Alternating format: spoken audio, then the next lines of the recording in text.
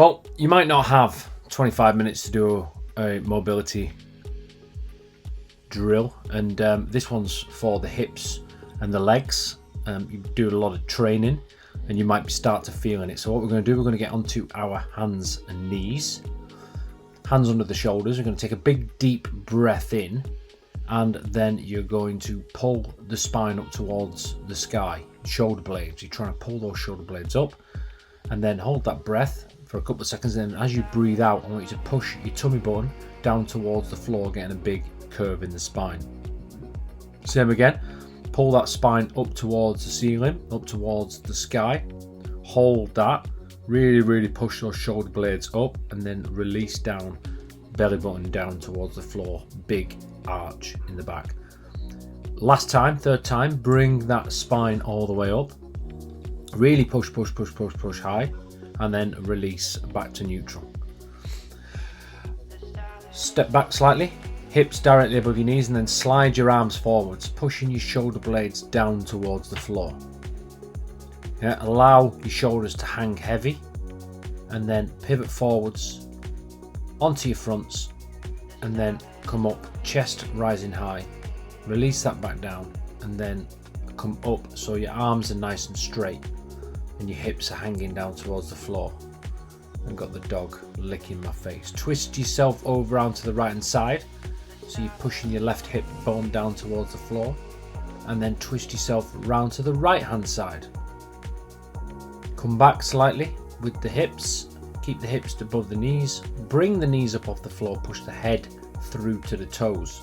You're pushing the heels down towards the floor, pushing the bum up as high as you can, so it's head through to the toes, heels down to the floor, and then come out of that.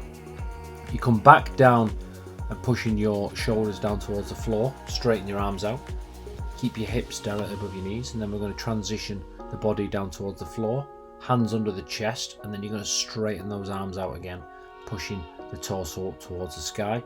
Keep the hips as close to the floor as you can. Come back down with the chest, onto the forearms, Sphinx position, pushing the chest up again.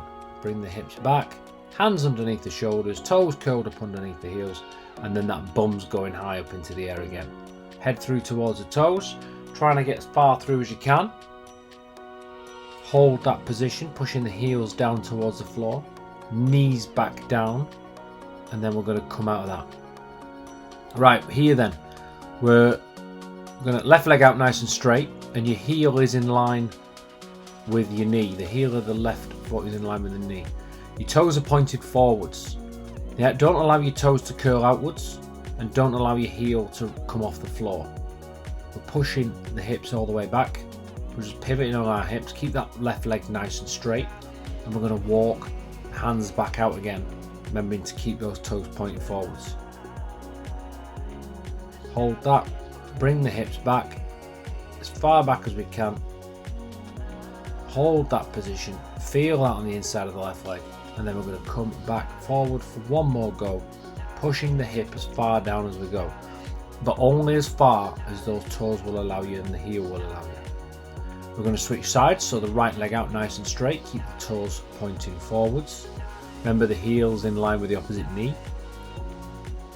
And then we're going to push that hip forward, nice straight arms, pushing the hip down, keep the chest up, stop them toes from curling round to the outside. Push the hip all the way back, keep that arm nice, leg nice and straight. Yeah, you can feel that on the inside of your leg. And again, you are coming forward. Chest up nice and high, big deep breath, hold that there.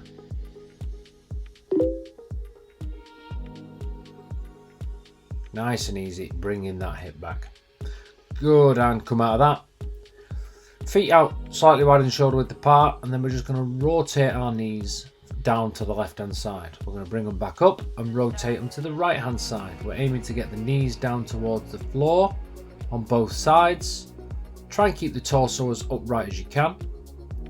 Yeah, and facing forwards. So we're trying to eliminate as much movement in the torso as possible, whilst rotating those knees from side to side, and you might feel it on the outside of your hips. And then what we're going to do, right leg out in front of you, 90 degrees, left leg out to the side, 90 degrees. You're going to put the left hand on the right ankle and push the chest forward. Notice how the back is nice and straight. We're pushing the belly button down towards the knee. Come back up slightly. Yeah, you can move the foot further away from you to increase the intensity of the stretch. Notice I've got a bit of a slightly rounded back there in this instance. Yeah, what I'm going to do now is I'm going to shift my shoulders over towards the foot. So my head is pointing round towards the foot. I'm trying hard not to twist my torso. Yeah, so I'm shifting across rather than twisting round. And then I come out of that. Twist the torso around this time to face the back foot. So it's the left foot. Come out of that. Back round to the front. Push that chest forward. Belly button towards the knee. Up we come again. Twist back round towards that back foot again. We're trying to keep this movement dynamic. And then we're going to switch legs. So round we go. So the left leg is out in front now. 90 degrees as before. Hand on the ankle, pushing the chest forward. Keep that back nice and straight. Up we come. Trying to keep this dynamic. Down we go again. Nice straight back. Support yourself with both hands if need be.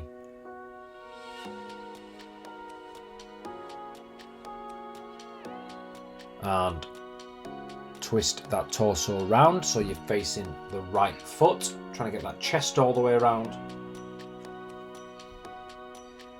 Hold in that position. Couple of more seconds. Round to the front. Chest back down towards the floor. Belly button towards the knee. Keep that back straight. You should be able to get down a little bit further. And then twist round. Don't be surprised if you find that the left hand side or the right hand side are more pliable than the other. It's often common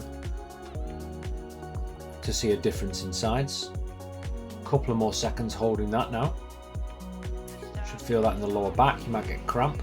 And then slowly come out of that. Onto your hands and knees. And then you're going to bring the right foot forward, knees in line with the shoulder. Yep, your left knee is as far back as you can go. And you're just going to hold that position, pushing the hips down towards the front heel. Try and keep the torso down and the shoulders down as close as we can towards the floor. And then we're going to see how close we can get our elbows and our forearms onto the floor. As you can see, I can get my left forearm down, but the right elbow is just hovering above.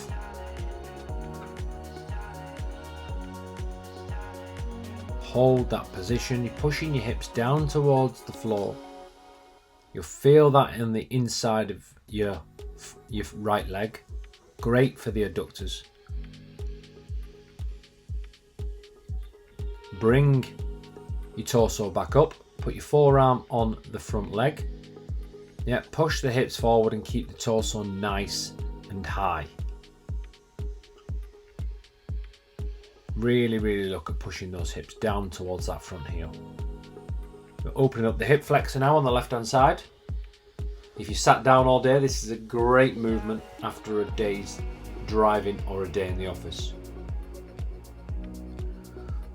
Pivot back on that, come out of that. And then we're just simply going to switch sides. So left leg forward, as you can see, knees in line with the shoulder. Bring the torso down.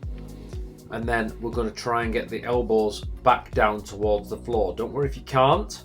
Yeah, it's all about progression. Push those hips down towards the floor. Holding that. It might be stressful and strenuous for you. That's fine. Just go as far as you are comfortable. There should be a degree of discomfort in this. Yeah, up we come with the torso, put the forearms onto the thigh, push those hips forward, really pushing those hips down, sinking into it. Try not to twist around to the open side.